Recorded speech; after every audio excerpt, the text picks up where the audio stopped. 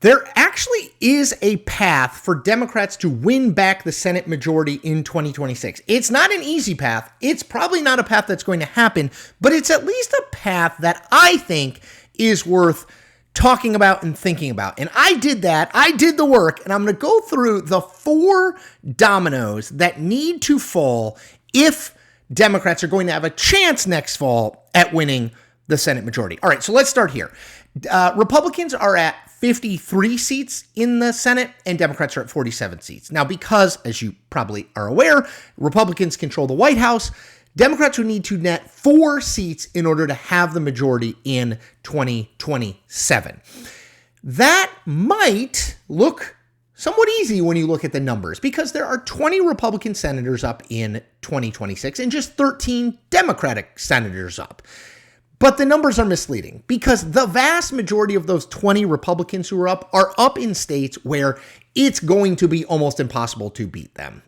They are just very conservative states, Wyoming, North Dakota, South Dakota, etc., Idaho. Whereas Democrats, although they only have 13 incumbents up, are up in states like Georgia and Michigan and New Hampshire. And those are states that are going to be by nature more competitive. So how can they do it? What are the dominoes that need to fall in order for this to be at least a possibility in the long run? All right, I'm going to go through them. Ready? Here we go. Domino numero uno to fall. Maine Republican Senator Susan Collins needs to retire. And look, Susan Collins is in a state that Democrats win consistently at the presidential level. Joe Biden won it. Kamala Harris won it. She's the only one of the 20 Republican senators up in 2026 who represent a state that the other party's presidential nominee won. The problem is that for Democrats is that Susan Collins wins lots and lots and lots of races despite being in a state that favors the other party. So she has been in an office since 1996. She has consistently won every 6 years, despite some national political headwinds. I'll note, in 2020, when Joe Biden was winning Maine and winning the presidency pretty overwhelmingly, Susan Collins won relatively easily. She got reelected. And so while Maine is going to be a target race for Democrats, whether or not Susan Collins is in the race, it is a way easier ask for Democrats to win that state, to turn it, to flip it if Susan Collins retires. And she is 72. She'll be 74 shortly after Election Day. Her political mentor and sort of guide in the Senate, Mitch McConnell, is very likely to be heading for the exits. She is not a MAGA Republican in any way, shape, or form. So I wouldn't rule it out, although she has said she is planning to run for re-election, but everybody says that before they wind up not running. So that's domino one to fall. Now, before I get to 2, 3, and 4, I want to quickly note this. I need you to subscribe to this channel if you care about a guy who is calling balls and strikes no matter what uniform the batter at the plate is wearing. Independent, honest, authentic, transparent. That's what I do. And if you want to support that, I need you to subscribe. All right, now back to the dominoes. Domino 2 to fall. Democrats cannot have any more retirements in their ranks. So, as I said, 13 Democrats on the ballot in 2026. Already one of them, Michigan Senator Gary Peters, surprised the political world by saying last month he was not going to run for re-election. Now, Peters would have faced a real race no matter what. Michigan is a state that Donald Trump won in 2024, but I think he would have been a slight favorite to win. Now, with an open seat, it's sort of a true toss-up in every sense of the word. And even if Democrats are going to be able to keep that seat for them, it is going to take tens of millions, maybe hundreds of millions of dollars that they can't spend on other races. And that's why they can't have one of the other dozen or two of the other dozen Democratic incumbents up in 2026 retire. Now, not all incumbent retirements are created equally, but I'll give you 2 that I think would be potentially problematic if they happen for Democrats. Mark Warner in Virginia and John Hickenlooper in Colorado. Now, both Hickenlooper and Warner, if they run again, are probably going to win. But both represent states that are not a lock for Democrats. They favor Democrats, Colorado a little bit more than Virginia, and an open seat would slightly favor Democrats at the start. The issue, again, is to keep those states, the National Party would have to spend tens of millions of dollars, and that's money that can't be spent elsewhere, and that would be a problem. Now, Warner is 70, Hickenlooper is 73. Hickenlooper has said publicly he is planning to run in 2026, and this will be his last term in the Senate. Take him at his word, but circumstances can change. Both Warner and Hickenlooper are both independently wealthy, and maybe that factors in. Maybe they don't really need or want to be around a Washington ruled by Donald Trump and Republicans, so we'll see, but that would be a big problem. All right, domino number 3 that would need to fall.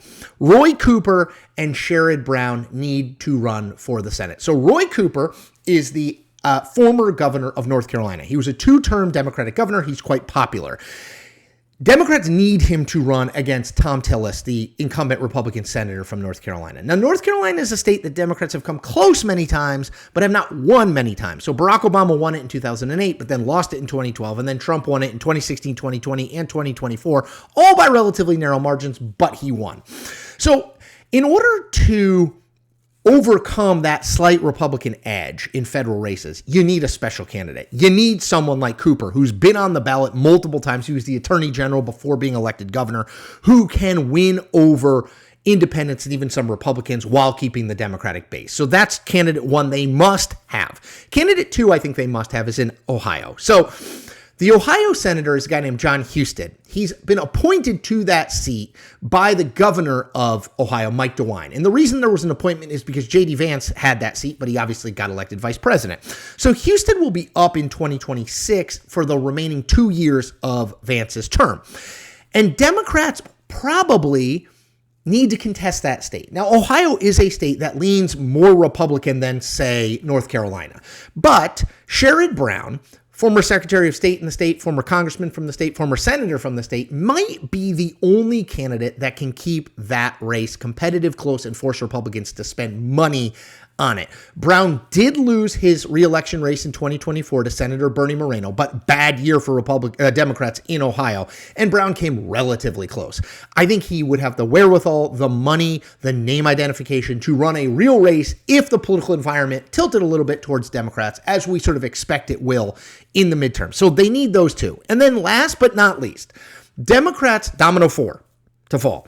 Democrats need to put at least one of the following 3 plain states in the competitive category: Kansas, Nebraska, or Iowa.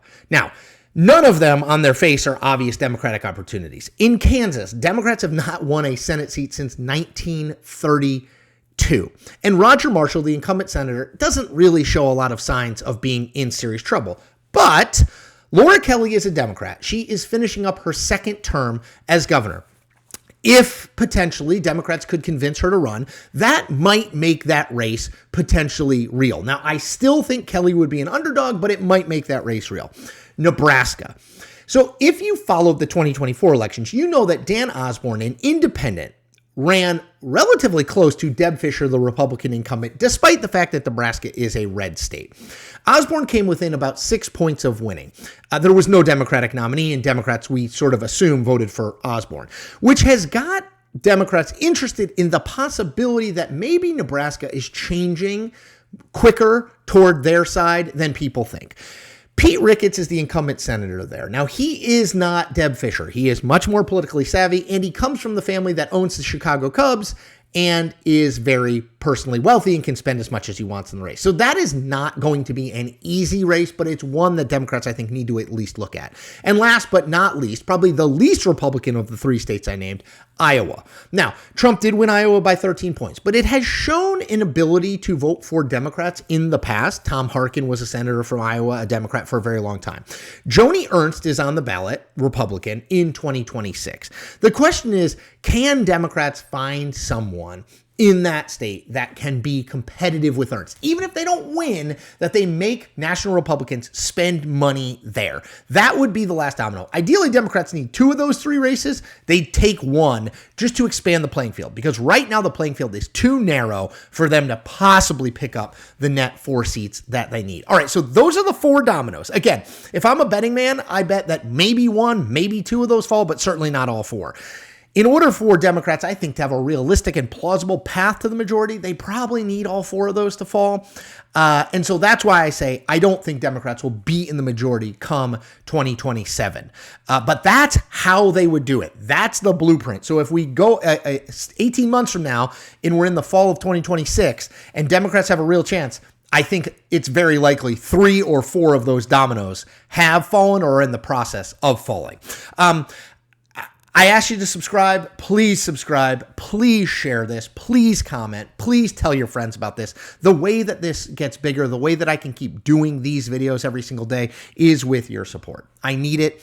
And you vouching for me is the best way that I can get it. So please subscribe, like, comment, and tell your friends. Take care.